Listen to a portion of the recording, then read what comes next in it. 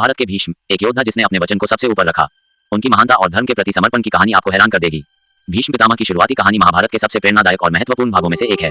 उनका असली नाम देवव्रत था और वे हस्तिनापुर के राजकुमार थे। उनके पिता राजा शांतनु थे और माता देवी गंगा थी। उनकी जन्मकथा और प्रारंभिक जीवन की कहानी देवताओं, ऋषियों और पवित्र नदियों से जुड़ी है, जो इसे अद्भुत बनाती है। राजा शांतनु हस्तिनापुर के प्रतापी और धर्मप्रिय राजा थे। एक दिन उन्होंने गंगा नदी के किनारे एक सुंदर स्त्री को देखा और उसे देख मोहित हो गए। वह स्त्री स्वयं गंगा देवी थी, जिन्होंने राजा शांतनु के साथ विवाह की शर्त रखी कि वे कभी भी उनके किसी भी कार्य में हस्तक्षेप नहीं करेंगे। राजा ने इस शर्त को स्वीकार कर लिया और दोनों का विवाह हुआ। गंगा ने राजा शांतनु को 8 पुत्रों का वरदान दिया, लेकिन उन बच्चों के जन्म के बाद वह उन्हें नदी में बहा देती थी। राजा शांतनु उनकी इस क्रिया से विचलित तो होते थे, लेकिन शर्त के कारण कुछ नहीं कह पाते थे।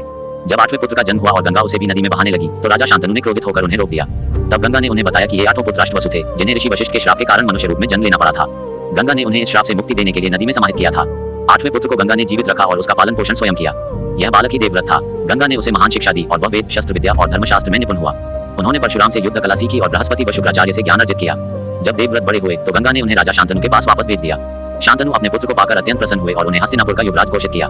देवव्रत अपनी बुद्धिमत्ता, पराक्रम और कर्तव्य निष्ठा के कारण प्रजा में अत्यंत प्रिय हो गए। देवव्रत के जीवन में सबसे महत्वपूर्ण घटना तब हुई जब राजा शांतनु को सत्यवती, एक मछुआरे से प्रेम हो गया। सत्यवती के पिता ने विवाह के लिए ये शर्त रखी कि उनकी पुत्री के पुत्र ही हस्तिनापुर के राजा बनेंगे। ये सुनकर शांतनु दुखी हो गए, क्योंकि देवव्रत पहले ही युवराज घोषित किए जा चुके थे।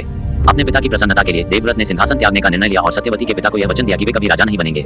इतना ही नहीं, उन्होंने आजीवन ब्रह्मचारी रहने की प्रतिज्ञा की, जिससे सत्यवती के वंशजों को सिंहासन के लिए कोई खतरा न हो। उनकी इस कठोर प्रतिज्ञा के कारण देवताओं ने उन्हें भीष्म की उपाधि दी। भीष्म पितामह का प्रारंभिक जीवन त्याग, कर्तव्य और आदर्शों का प्रतीक है।